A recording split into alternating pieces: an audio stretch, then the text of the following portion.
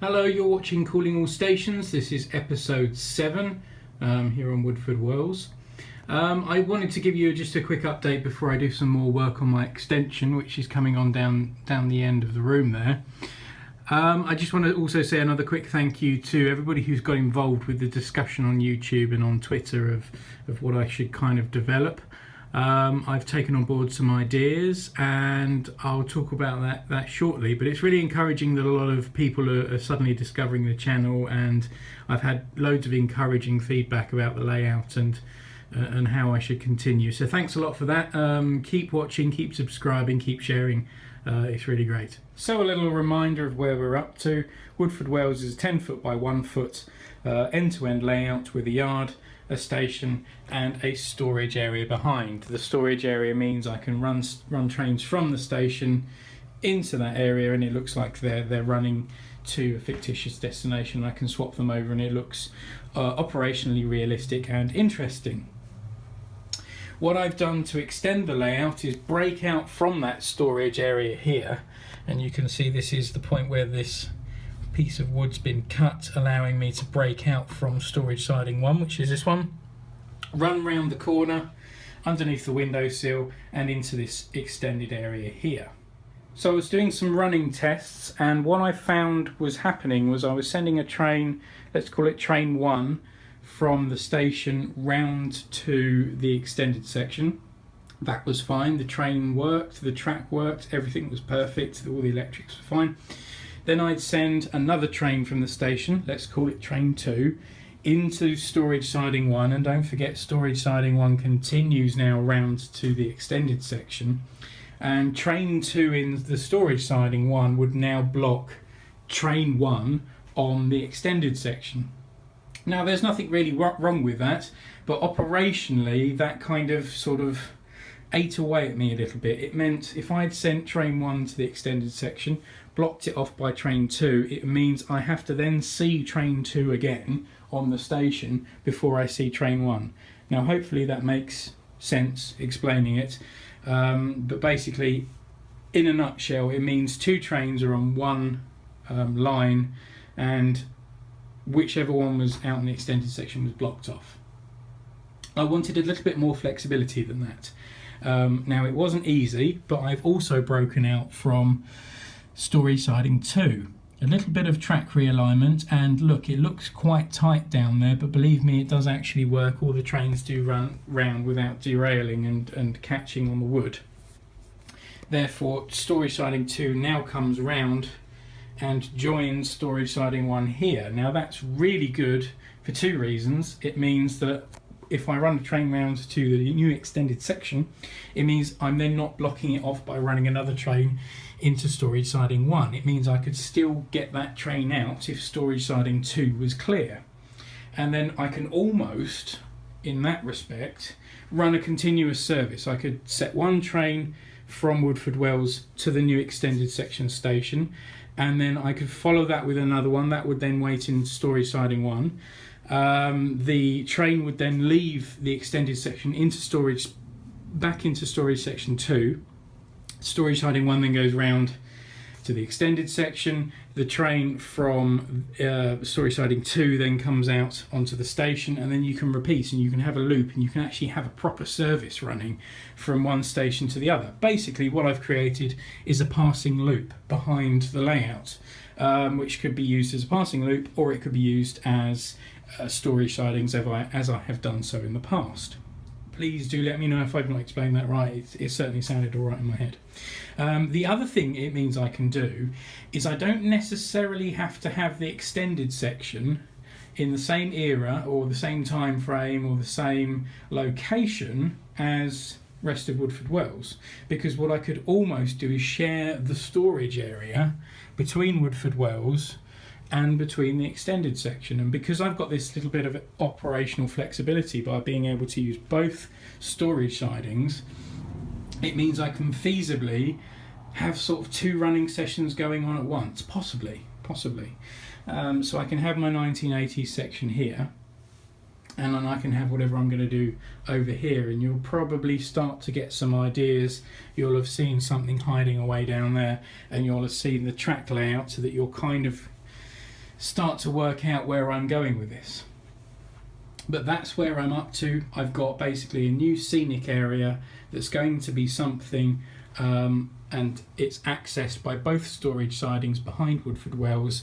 In theory, I can run a proper service from Woodford Wells round to the new extended station, or I could treat both layouts separately, Woodford Wells and the new extended section both sharing the storage area equally.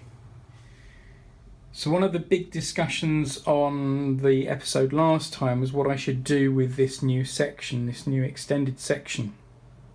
One of the main ideas was actually to leave it completely alone and just to have it as a fiddle yard or an area to move trains on and off the track during running sessions, an area to work on locomotives that needed servicing, all that kind of stuff that you'd use a fiddle yard for. For a moment, for a while, I ran with that idea, and I did just use it as an area to move rolling stock about on and off the track, and that was fine and that was good, and that gave me a little bit more operational interest with the running of Woodford Wells, and it did mean that I could change trains mid-running session, and I wasn't just seeing the same locomotives over and over again on the layout.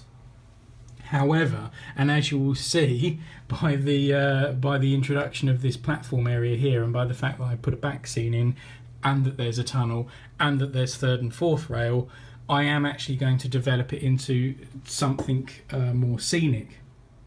And you know, that's sort of half the point of modelling, is it's creating scenes and it's creating new parts of scenery, and it's modelling something. And I'd pretty much got to the end of that with Woodford Wells. I'd got to the point where everything was pretty much constructed.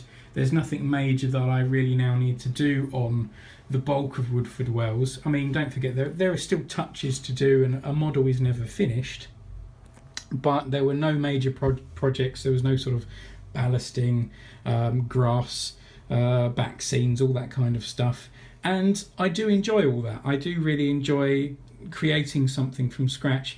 And yes, there will come a time when whatever I'm going to do here will be finished, and I will think, well, now I need another project, and who knows where that will take me. But at the time being, I'm really excited to be doing another scenic area. And I'm not discrediting anybody who wanted to leave this section as a fiddle yard. I do think that idea was really good, but I'm excited that I've got another area to model and another area to work on.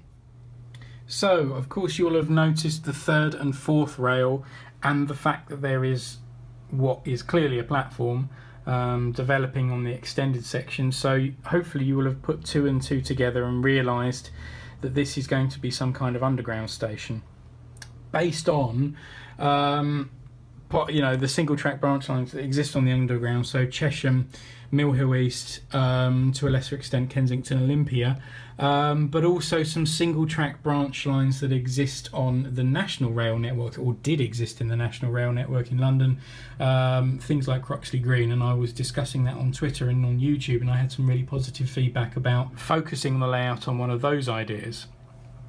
The track plan doesn't really match anything that does exist in real life, so this will be a little bit more free form, but there will be some ideas that I do take from real life scenarios.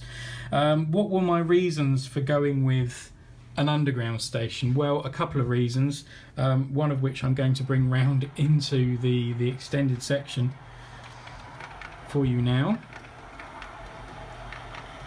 Yes, it's Bachmann's S-Stock, which some of you will think, well, hang on a minute, that doesn't match the 1980s scene that Woodford Wells is set in.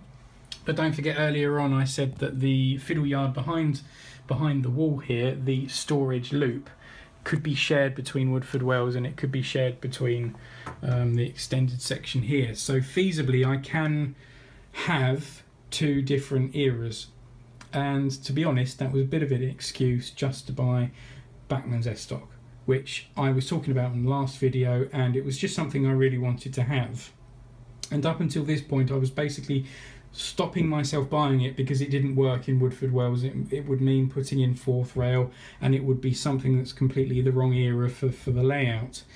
And it got to a point where I thought, no, you know what, being a fan of the underground is a big part of my enthusiasm in railways. I cannot go on any longer without having models of underground stock. It just made sense to me. I do like that aspect of railways, and a lot of people who follow my story at work always talk to me about how the layout's going. They're always like, when are you going to build an underground station? I'm like, I'm in the 1980s in sort of not an underground area, and it doesn't quite work. I do want to have one, blah blah blah. I just went ahead and did it, and that's going to make me happy in the long run, I think. So that's my reasoning for choosing an underground scene, partly to justify buying the Bachmann S stock, which, yes, is completely the wrong era, but it was just something I really wanted to have. And let me know below. I might do a review of the Bachmann S stock if you'd like to see me doing that. I don't tend to do video reviews just because it always takes me so long to do these videos. You'll see all the jump cuts within this episode today, just because it's just taken me so long to figure out what I want to say and how I want to say it, and I make mistakes all the time. So it's not something I usually do for that reason, but I would quite like to do a kind of review video, and there are some Bachmann S stock reviews out on YouTube, but I think one more perhaps wouldn't hurt. So let me know if that's something you'd like to see. What I'm going to do with this new area is make it generic enough so that when I'm not running the Bachmann S stock and when I'm not running other underground themed rolling stock, it can still continuously run from Woodford Wells, from the station down there, round here, and it will still make rough scenic sense, and it will still look like it could be the 1980s or the early 1990s at best. I will try my best to make it sort of generic enough to make that work. And there are areas on the underground network that share their tracks with National Rail. The Bakerloo line section up to Harrow, which I think back in the 80s would have gone all the way to Watford Junction. So there are areas in London where that does exist, and there are areas in London where that would have been Network South East back in the 80s, so it is realistic still on that front, and I will do my best to make it sort of generic enough so that when I do videos and pictures of my rolling stock from the 80s and the 90s, it will still make sense in this section. However, when the mood catches me, I can run underground stock round here, and it will also look fairly modern, and it won't look too out of place running something completely fresh from basically a couple of years ago. So that's what I've gone with. I think from the way I was sort of discussing it last video, I think basically I'd already made up my mind that I was going to do that. I just wanted to help justify myself by thinking about it a little longer, seeing what you guys thought as well, and a good few of you said, you know what, yes, you should do this. And people that I talked to at work as well were like, yeah, why don't you go for it, build an underground station, it'll be really good. So thanks again for everybody who has commented on YouTube, who's got involved in Twitter and talked about the layout and talked about the extended section. Don't forget to keep subscribing, to keep liking, to keep sharing the videos. It's really encouraging that people are really enjoying the layout, and some new people are finding the channel as well. Sorry guys that I don't upload as much as I should. It just takes me so long to figure out what I'm going to say on these videos to upload them. I uploaded recently a video called Going in Search of Network Southeast, which is about finding bits of Network Southeast infrastructure that still exists in London. I think you guys would really enjoy it if you haven't already seen it, so go check it out. I'll put a link somewhere up here or whatever for you to go and find that. So guys, thanks for watching. You've been with Calling All Stations, and I will see you again soon.